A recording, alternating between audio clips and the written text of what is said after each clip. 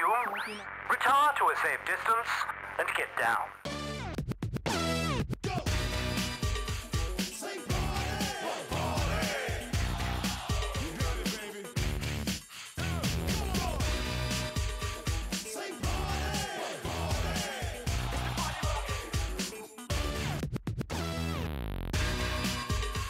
Quand on parle du tag, on parle de la signature la plus sobre, c'est-à-dire le marqueur, voilà, qui fait comme au tout début du graffiti. Et puis quand on va parler de graphe, on va parler plutôt du lettrage qui s'est complexifié. Pour ne pas avoir cette différence de valeur, beaucoup de graffeurs utilisent le terme anglo-saxon de writers. Au moins, ça signifie vraiment l'écriture. Et ça évite, comme en français, de faire cette opposition entre le tag et le graphe.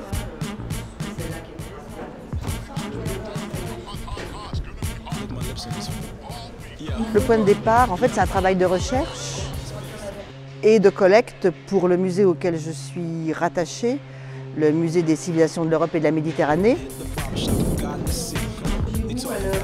J'avais vraiment envie de faire une exposition spécifiquement sur le graffiti parce que c'est un très large et très beau sujet. Et donc c'est une création en fait avec le lieu unique. On allie donc le côté ethnologique avec des objets qui viennent de la collection du musée et qui sont exposés dans les containers. Et puis une partie vivante en live, voilà, parce que la spécificité aussi de travailler sur l'urbain et le contemporain, c'est qu'on a affaire à des personnes qui sont là. It's very exciting to be part of it because it's such a heterogeneous experience.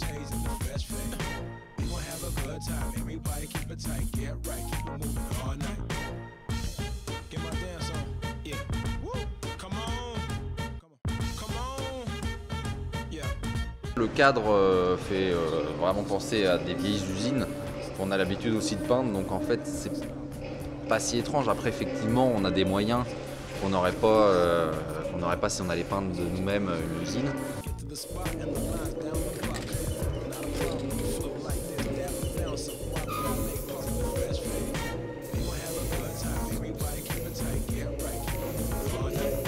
In Spain, for example, when you try to put your work in the galleries, usually they are not connected exactly with the street flavor, and sometimes you get to do different kind of style to put your work into the galleries. On a fait en sorte que chacun puisse faire vraiment son style, son univers. C'est pour ça qu'on a divisé un peu l'espace en différentes zones, pour que chacun puisse y travailler son propre style et avec après en travaillant les interactions entre les différents espaces pour donner une cohérence globale.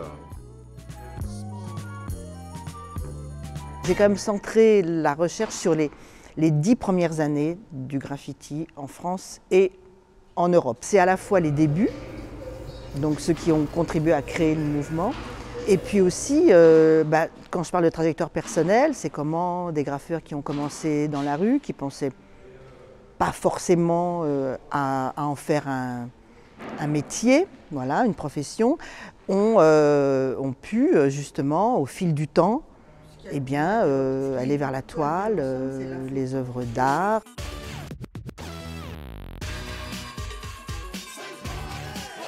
Donc il y a à la fois des objets qui vont montrer qu'est-ce que c'est que cette mode de vie du graffiti, et puis des œuvres d'art. Un art dans la rue et de la rue, et un art dans la mesure où ce sont des créations. Alors je ne dis pas que c'est un art comme les autres, mais je dis qu'au niveau de définition, peut-être qu'on peut le regarder autrement que comme du vandalisme.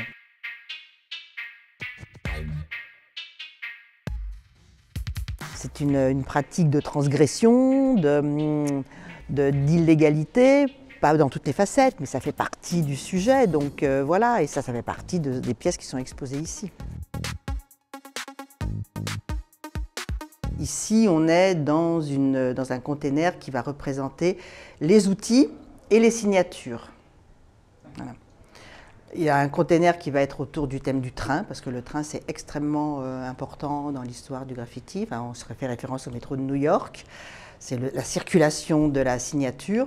Dans l'autre, dans le troisième, c'est autour de la musique. C'est très important, la musique, par rapport au graffiti. Et puis aussi les petits jouets, les publicités qui ont pu reprendre le thème du graffiti.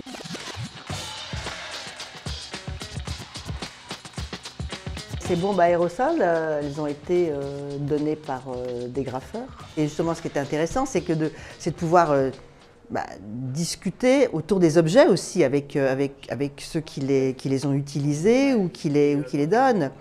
Voilà, et donc ça a été le cas, alors bien sûr pas avec toutes, mais avec un certain nombre d'entre elles. C'est à la fois la qualité, c'est à la fois le type de couleur, c'est aussi les premières marques. À un moment donné, avec les bombes au début, il y avait très peu de couleurs, donc comment certains faisaient des mélanges avec des petits systèmes qui permettaient de mélanger les couleurs, avec des réussites plus ou moins grandes pour les tapis.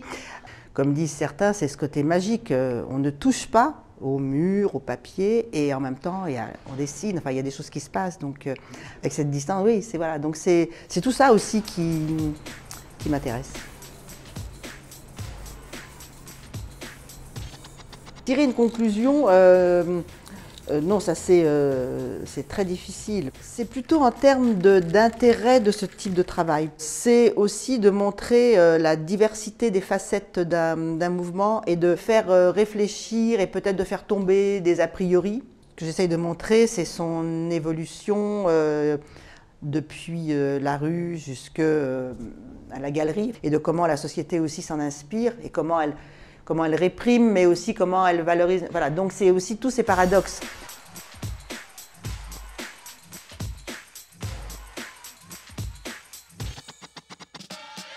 J'estime que la recherche et la collecte ne sont pas terminées. Puis, heureusement d'ailleurs que dans un musée, on n'arrête pas un jour T, mais il y a toujours des choses qui nécessitent de collecter encore. Il y a encore beaucoup de graffeurs que je voudrais rencontrer, que je n'ai pas encore rencontrés. Donc non, en fait, c'est un moment dans la recherche et la collecte.